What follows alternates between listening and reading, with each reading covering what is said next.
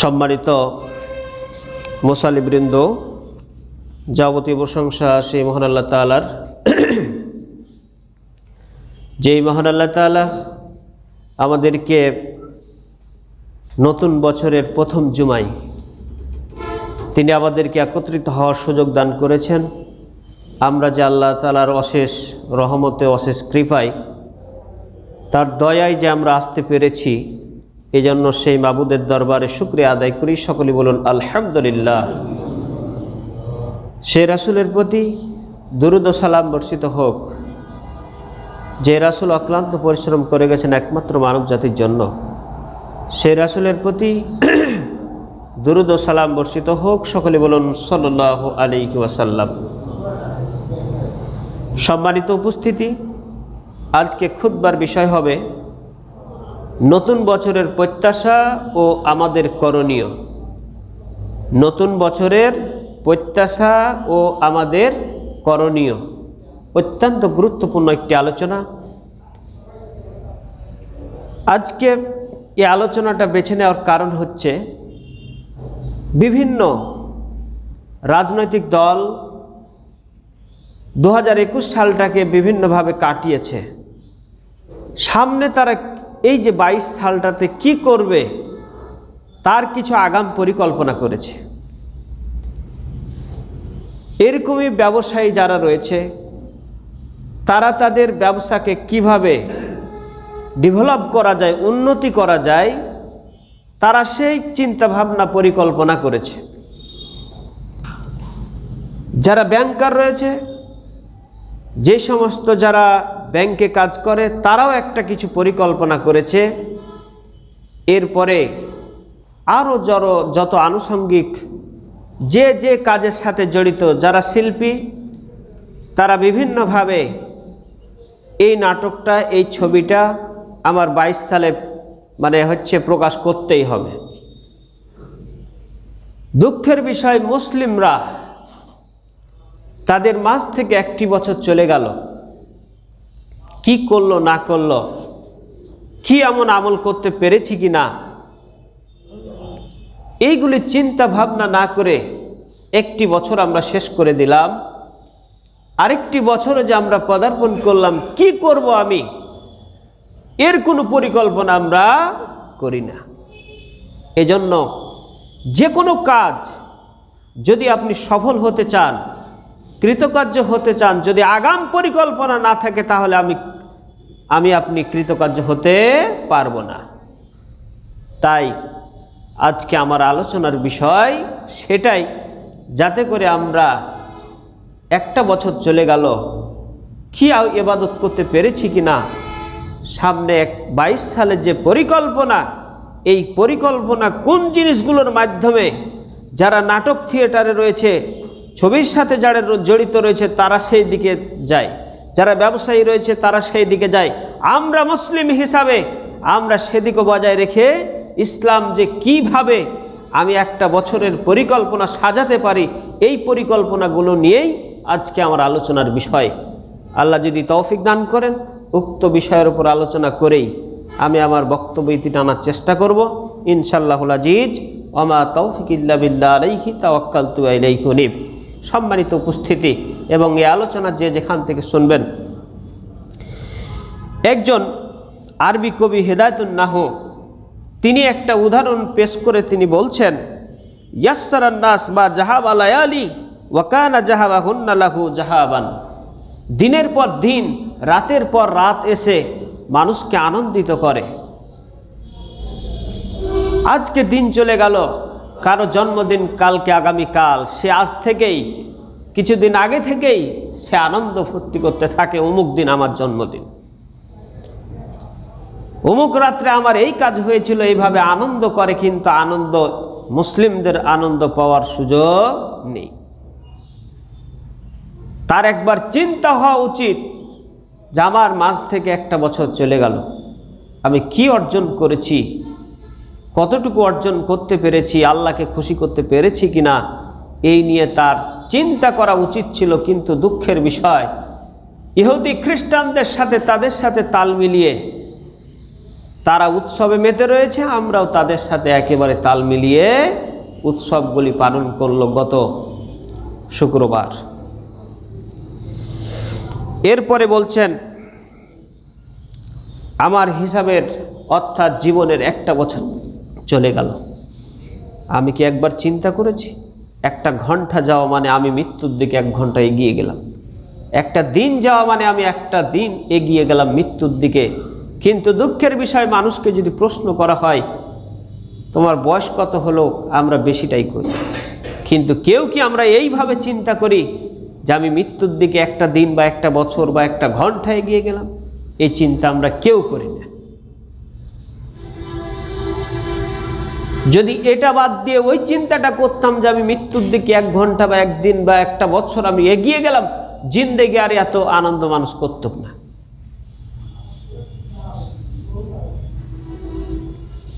কিন্তু সেই চিন্তাটা আমরা করি না, হিসাবটা করি না। হিসাব করলে তার আনন্দ থাকবে না, এই কারণে আমরা ওই পর্বটা বাদ দিয়ে দিয়েছি।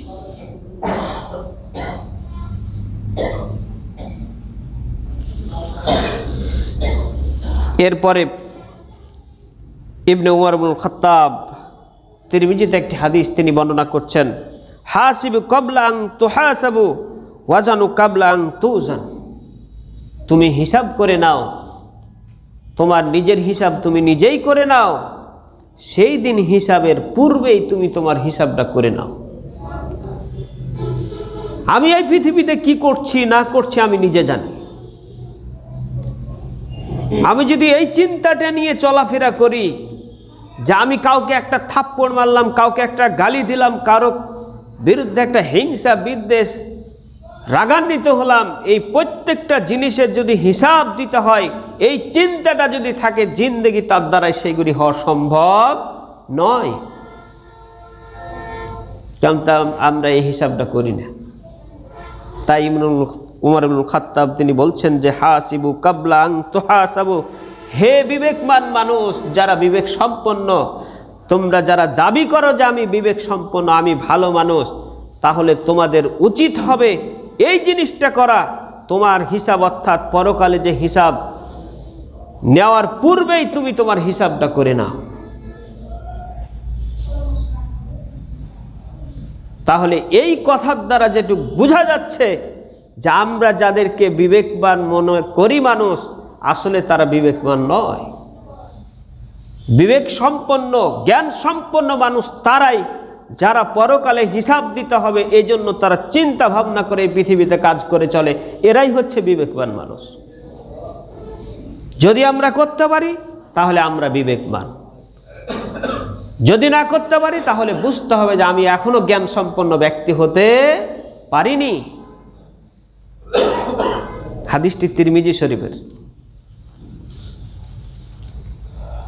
ইবনে উমর ইবনুল খাত্তাব তিনি এই কথার দ্বারা যদি বুঝাতে চাচ্ছেন তোমার একটু পরেই হিসাব হবে, কখন তোমার হিসাব হবে তুমি তো জানো না, আমরাও জানি না, কেউ জানে না। তাহলে কখন হবে এটার তো কোনো নির্দিষ্ট সময় নাই, এই জন্য আমাদেরকে সব সময় প্রস্তুত থাকতে হবে। এখন আপনি অর্থমন্ত্রীর দায়িত্ব পালন করছেন, এখন আপনাকে প্রেসিডেন্ট বলল যে একটু পরে তোমাকে হিসাব দিতে হবে, আপনি কি বসে থাকবেন? কখনো বসে থাকবেন না। আপনি কি করবেন? আপনার হিসাবগুলি সব ঠিকঠাক করে রাখবেন যাতে করে আপনি সুন্দরভাবে হিসাবটা দিতে পারেন।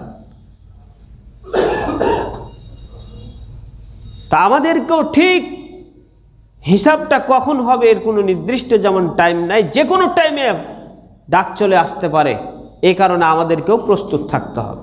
যদি আমরা প্রস্তুত না থাকি, যেমন অর্থমন্ত্রী যে দায়িত্বে থাকবে সে যেমন ভালোভাবে হিসাব বুঝিয়ে দিতে পারবে না, আমরাও যদি প্রস্তুতি না নেওয়া থাকে আগে থেকে, তাহলে আমরাও ঠিকভাবে হিসাব দিতে পারবো না। এই জন্য আমাদের উচিত খুব তাড়াতাড়ি সব সময় হিসাবের জন্য আমাদেরকে প্রস্তুত থাকতে হবে। হাসান বাসরি রাহিমাহুল্লাহ তিনি বলতেন, হে আদম সন্তান, তোমাকে তো আল্লাহ পৃথিবীতে কয়েকটা দিনের জন্য পাঠিয়েছেন, তোমার কাছ থেকে একটা দিন চলে গেল মানে একটা দিন মৃত্যুর দিকে তুমি এগিয়ে গেলা, একটা অংশ চলে গেল মানে তোমার সেই অংশটা থেকে মাইনাস হয়ে গেল, বেশি আর হলো না, তোমার কাছ থেকে একটা মাইনাস হয়ে গেল। অতএব তুমি কি করিও না, হাসি তামাশা করিও না। এই কথাটা পাবেন হিলিয়াতুল আউলিয়া 2য় খণ্ড 148 পৃষ্ঠায়। ইবনুল কাইয়্যিম রাহমাতুল্লাহ তিনি বলছেন, সময় নষ্ট করা মৃত্যুর চেয়েও মারাত্মক। তিলে তিলে আপনার সময়কে শেষ করে দিবে, আপনার জীবনটাকে শেষ করে দিবে, আপনি কিছুই বুঝতে পারবেন।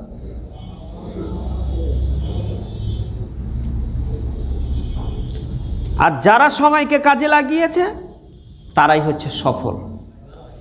এ সম্পর্কে একটা সূরাও আল্লাহ তাআলা নাজিল করে জানিয়ে দিচ্ছেন, সূরা আসর, ছোট্ট একটি সূরা, সেটার আমি আজ ব্যাখ্যা যাচ্ছি না, যেহেতু এর আগে এ সম্পর্কে আলোচনা করা হয়েছে, সময় সম্পর্কে বিস্তারিত আলোচনা করা হয়েছে। সে আলোচনাটি ইউটিউবে সে এখনো রয়েছে, আমরা যারা ইচ্ছা করব সেখান থেকে দেখে নিতে পারব।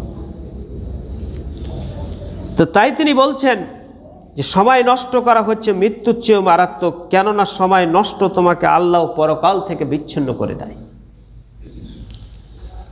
আর পক্ষান্তরে মৃত্যু তোমাকে দুনিয়াবাসীদের থেকে বিচ্ছিন্ন করে দেয়।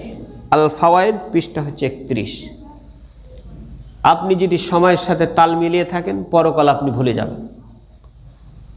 আর মৃত্যুকে যদি সাথে নিয়ে চলেন, আমার যে কোনো সময় মৃত্যু চলে আসতে পারে, তাহলে আপনার দুনিয়াকে আর কোনো চিন্তা থাকবে না। কি হচ্ছে, কোন রাজনীতিবিদ জয়লাভ করলো না করলো, এই নিয়ে আমার চিন্তা থাকবে না, যদি আমরা একটা জিনিসকে মনে রাখি, সেটা হচ্ছে মৃত্যু আর পরকাল। এই দুইটা যদি আমার সামনে থাকে, পৃথিবীর কোন রাজা আসলো না আসলো, কোন সরকার এলো গেল, কে মারা গেল না গেল, এইগুলা কোনো চিন্তা থাকবে না। ইউসুফ কারজাভি তিনি বলেন, যে ব্যক্তি তার সময়কে ধ্বংস করে সে মূলত যেন নিজেকেই ধ্বংস করে। সময় নষ্ট ধীর গতিতে আত্মহত্যা সামিল, যা মানুষের চোখের সামনে দিয়ে সময় পার হয়ে যায়, যখন শেষ হয়ে যায় তখন চিন্তা করিস 2-4টা ঘন্টা চলে গেল, কিভাবে চলে গেল বুঝতেই পারলাম, দেখতে দেখতে 5 বছর চলে গেল, কি করলাম। যখন শেষ হয়ে যাবে তখন পস্তাবে, কিন্তু সময় থাকতে আমাদেরকে এর পদক্ষেপগুলো নিতে হবে। রাসূল সাল্লাল্লাহু আলাইহি সাল্লাম তিনি একটি কথা বলছেন, দুনিয়ায় তুমি একজন মুসাফির অথবা একজন পথচারী, এটা মন করে তুমি এই পৃথিবীতে বসবাস করো। একজন পথচারী বা মুসাফির কি মনে করে, একটা গাছের ছায়ায় যখন আশ্রয় নাই, তখন চিন্তা করে যে একটু পরে আমাকে সেখান থেকে চলে যেতে হবে। এই মনটা নিয়ে তুমি এই পৃথিবীতে বসবাস করো। ক্ষণিকের জন্য যেমন গাছের নিচে আশ্রয় নাই, ছায়াতে আশ্রয় নাই, কিছুক্ষণ পরে সেখান থেকে যেমন চলে যেতে হয়, আল্লাহ এই পৃথিবীতে আমাদেরকে ক্ষণিকের সময়ের জন্য পাঠিয়েছেন, কিছুক্ষণ পরে আমাদেরকে চলে যেতে হবে। হাদিসটি বুখারী, হাদিসটার নম্বর হচ্ছে 6416 নম্বর হাদিস। এরপরে আলী রাদিয়াল্লাহু তিনি একটি কথা বলছেন যে তুমি এই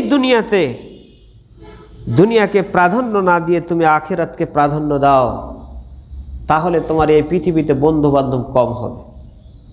যদি আখিরাতকে প্রাধান্য দিতে থাকো, তোমার বন্ধু বান্ধব কম হবে। আর দুনিয়াকে যদি প্রাধান্য দিতে থাকো, তাহলে বন্ধু বান্ধব বেশি হবে, কিন্তু পরকাল তুমি হারাবে। বন্ধুর পাশে বসে থেকে থেকে 2-4 ঘন্টা চলে যায়, কিন্তু দুঃখের বিষয় আমরা যখন মসজিদে আসি তখন আর সময় দিতে পারি না। নামাজ পড়তে থাকলো গলা খেকড় চলে, শেষ করছে না কেন, এতক্ষণ কেন লাগছে।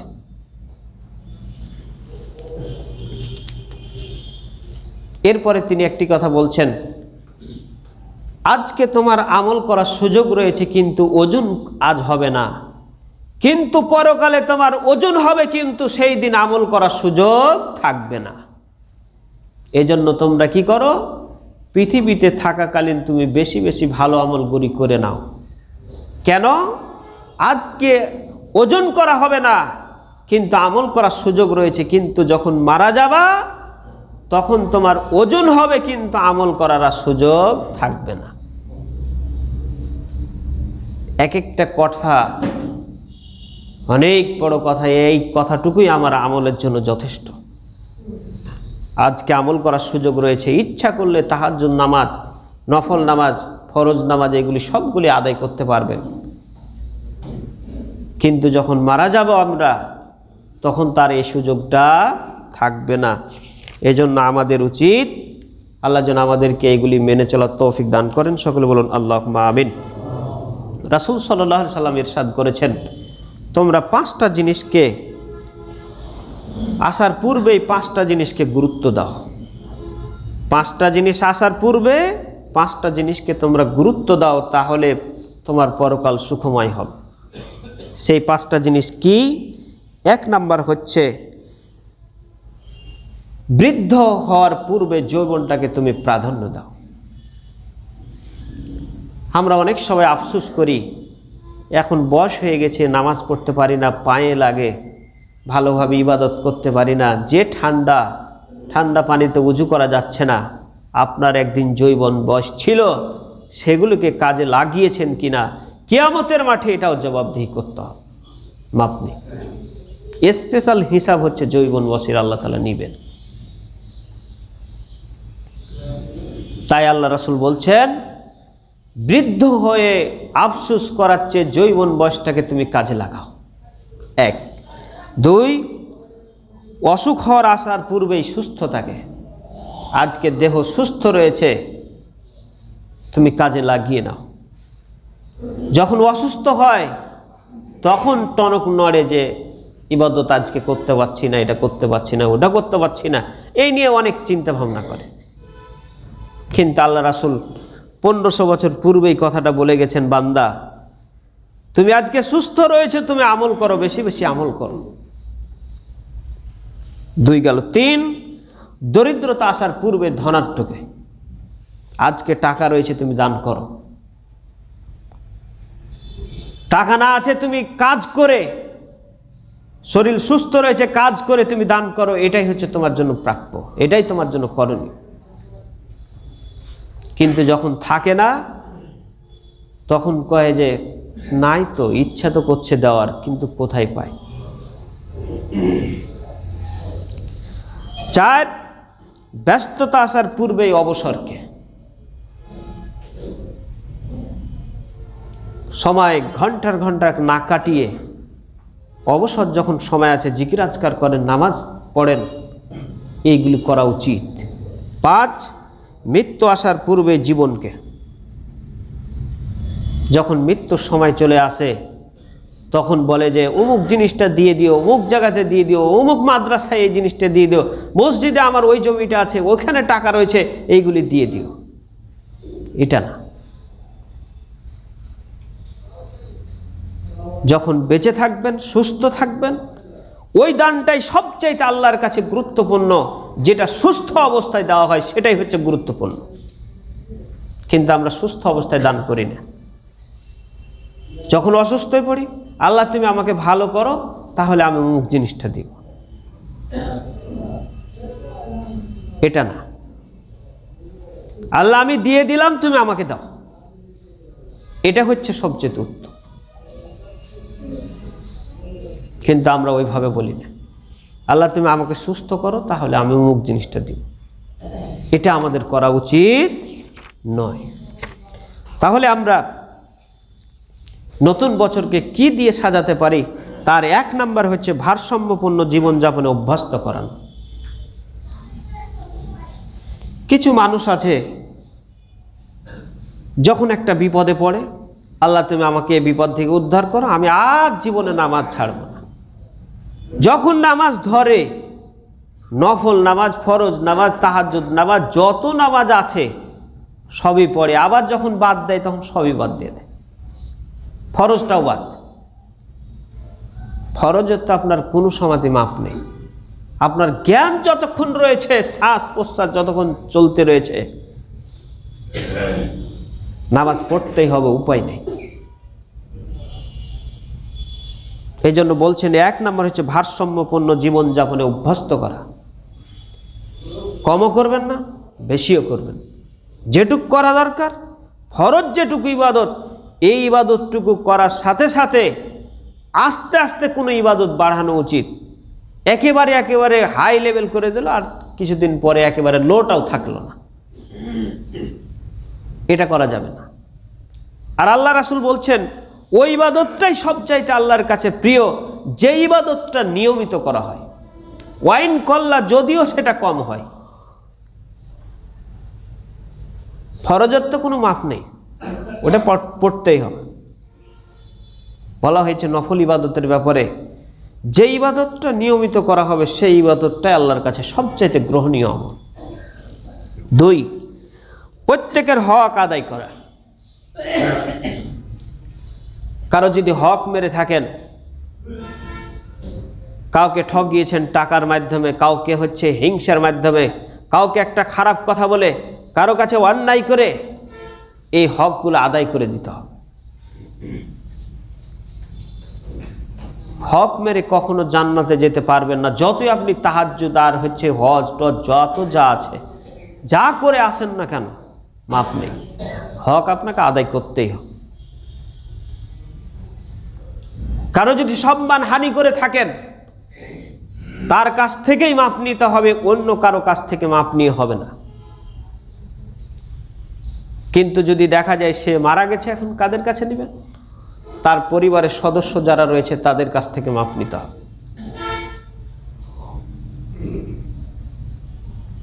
অথবা টাকা নিয়েছিলেন কিন্তু সে এখন মারা গেছে, তার পরিবারকে খুঁজে বের করে তার টাকা তাকে ফেরত দিয়ে আসতে হবে।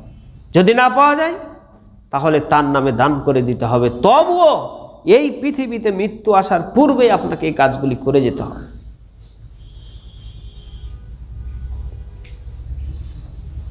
বাংলাদেশের মানুষ আজকে হিংসা, বিদ্বেষ, কারো হক নষ্ট করা, এগুলি হচ্ছে মামুলি ব্যাপার, একেবারে মাপ পাওয়া যাবে না।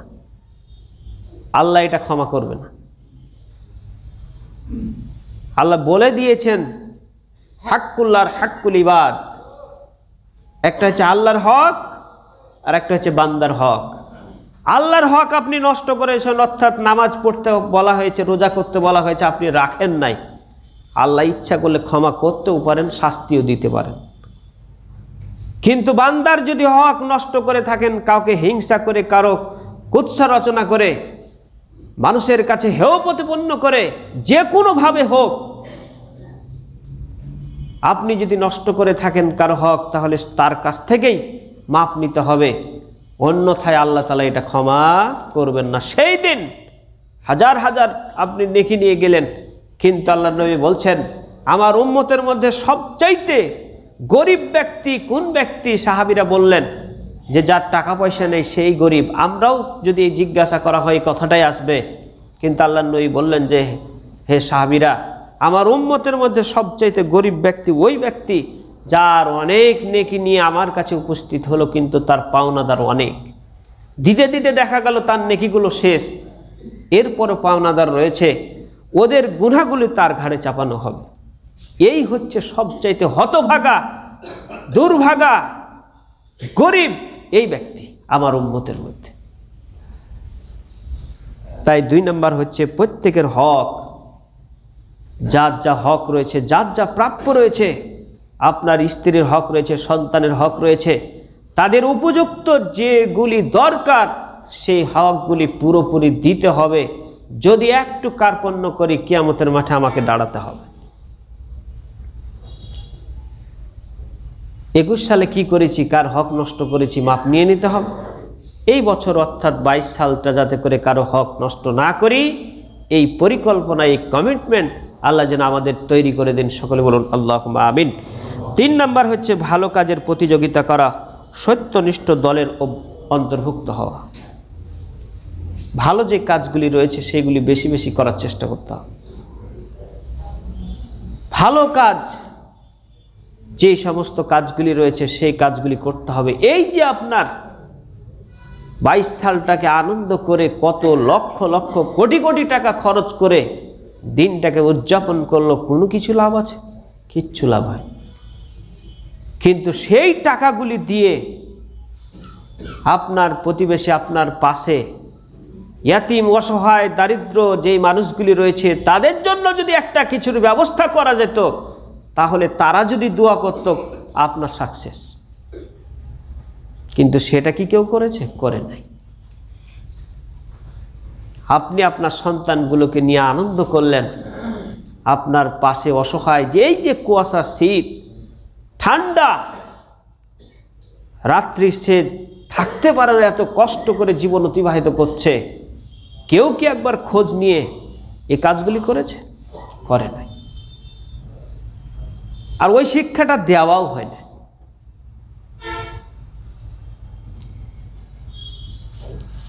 আল্লাহ তাআলা বলেন, ওয়াসারিউ ইলা মাগফিরাতিম মির রাব্বিকুম ওয়া জান্নাতু আরজুহাস সামাওয়াতি ওয়াল আরজ উইদ্দাতু লিল মুত্তাকিন।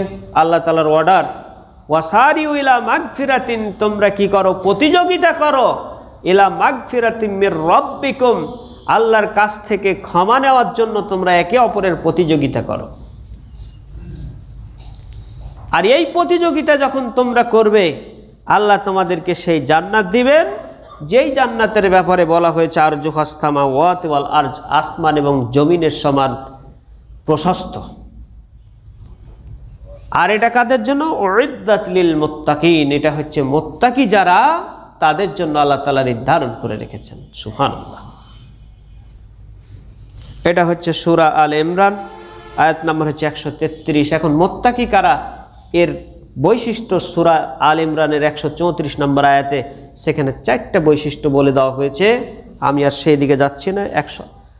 আল ইমরান 134 নম্বর আয়াত আপনারা দেখে নেবেন। এরপরে হচ্ছে ওয়াসাবিকু ইলা মাগফিরাতিম মির রাব্বিকুম ওয়া জান্নাতি আরজুহা কারজিস সামাই ওয়াল আরজ উইদ্দাত লিল্লাযিনা আমানু। এখানে একই কথা বলছেন, তোমরা প্রতিযোগিতা করো আল্লাহ তাআলার কাছ থেকে ক্ষমা নেওয়ার, আর ওই জান্নাত, যেই জান্নাতের বিস্তৃতি হচ্ছে আসমান এবং জমিনের সমান, উইদ্দাত, ওদের জন্যই আল্লাহ নির্ধারণ করে রেখেছেন, লিল্লাযিনা আমানু, যারা আল্লাহর প্রতি ঈমান আনে, ওয়া রাসূলুহু, এবং আল্লাহর প্রতি বিশ্বাস, রাসূলের প্রতি বিশ্বাস স্থাপন করে। আল্লাহ এবং রাসূলের প্রতি যারা বিশ্বাস স্থাপন করে তাদের জন্য আল্লাহ তাআলা জান্নাত রেখেছেন। আর আল্লাহর পক্ষ থেকে এটা হচ্ছে অনুগ্রহ, আর আল্লাহর অনুগ্রহ হচ্ছে অত্যাধিক বড়। এটা হচ্ছে সূরা আল হাদিদ, আয়াত নম্বর হচ্ছে 21। এরপরে আল্লাহ তাআলা আরও বলছেন, ওয়া তাআওয়ানু আলাল বিররি ওয়াত তাকওয়া, তোমরা একে অপরের প্রতিযোগিতা করো ভালো কাজের এবং আল্লাহ ভীতি। যেই কাজগুলিতে আল্লাহ ভীতি বেশি আসবে সেই কাজগুলি তোমরা বেশি বেশি করো। ওয়ালা তাআওয়ানু আলাল ইসমি ওয়াল উদওয়ান, আর যেটা হচ্ছে নাফরমানিমূলক, আল্লাহর অবাধ্য, আল্লাহর যে সমস্ত কাজগুলিতে আল্লাহর নাম স্মরণ হবে না, যেই কাজগুলি করলে আল্লাহকে স্মরণ হবে না, সেই সমস্ত কাজগুলিতে তোমরা একে অপরের প্রতিযোগিতা করিও না। আল্লাহ তাআলা নিষেধ করে দিচ্ছে। এরপরে বলছেন, ওয়াল তাকুম মিনকুম উম্মাতুন ইয়াদউনা ইলাল খায়রি ওয়া ইয়ামুরুনা বিল মা'রুফ ওয়া ইয়ানহাউনা আনিল মুনকার উলাইকা হুমুল মুফলিহুন। তোমাদের মধ্যে একটা দল থাকা উচিত যারা কি করবে? ইয়াদউনা ইলাল খায়র, যারা ভালোর দিকে ডাকবে। ওয়া ইয়ামুরুনা বিল মা'রুফ, যারা সৎ কাজের আদেশ দিবে। ওয়া ইয়ানহাউনা আনিল মুনকার, এবং খারাপ কাজগুলি থেকে বিরত রাখবে। এরাই হচ্ছে উলাইকা হুমুল মুফলিহুন, তারাই হচ্ছে সফল কাম। এই আয়াত থেকে বোঝাতে চাচ্ছেন, আল্লাহ তাআলা বলতে চাচ্ছেন যে যারা ভালো লোক, যারা ভালো দল, তাদের বৈশিষ্ট্য হচ্ছে আল্লাহর দিকে ডাকবে, আর হচ্ছে ভালো কাজ থেকে, ভালো কাজের দিকে আদেশ করবে, আর খারাপ যেগুলি কাজ সেগুলি থেকে নিষেধ করবে। এদের তোমরা অন্তর্ভুক্ত হয়ে যাও। যদি অন্তর্ভুক্ত হও তোমাদেরই লাভ। অর্থাৎ উলাইকা হুমুল মুফলিহুন, তারাই হচ্ছে সফলকাম। যদি আমরা কৃতকার্য হতে চাই, ভালো হতে চাই, সাকসেসফুল হতে চাই, তাহলে এই সমস্ত দলের সাথে আমাদের থাকা উচিত। এটা হচ্ছে সূরা আলে ইমরান আয়াত নম্বর হচ্ছে 104। অতএব আজকে আমরা 3টা জিনিস জানলাম। ভারসাম্যপূর্ণ জীবনে অভ্যস্ত হওয়া। 2 নাম্বার যেটা জানলাম সেটা হচ্ছে প্রত্যেকের হক, যার যা হক রয়েছে আমি যদি নষ্ট করে থাকি যেন মাপ নিয়ে সামনে যেন আরও সুন্দরভাবে এগিয়ে যেতে পারি। 3 নাম্বার যেটা জানলাম সেটা হচ্ছে ভালো কাজের প্রতিযোগিতা করা, আর ভালো যেগুলি দল রয়েছে তাদের সাথে অন্তর্ভুক্ত হওয়া। এই হচ্ছে 3টা জানলাম। ইনশাআল্লাহ সামনে জুমায় আরও প্রায় 7-8টা রয়েছে, 8টা মতন রয়েছে। আমরা সেই ভারসাম্যপূর্ণ অর্থাৎ নতুন বছরের যে পরিকল্পনাগুলি আমরা কি দিয়ে সাজাতে পারি, ইনশাআল্লাহ সামনে জুমায় সেই আলোচনা করে শেষ করে দেব। আল্লাহ যেন আমাদেরকে বুঝে আমল করার এবং বছরটাকে আমরা সেভাবে সাজাতে পারি, আল্লাহ সেই তৌফিক আমাদেরকে দান করুন। সকলে বলুন আল্লাহুম্মা আমিন।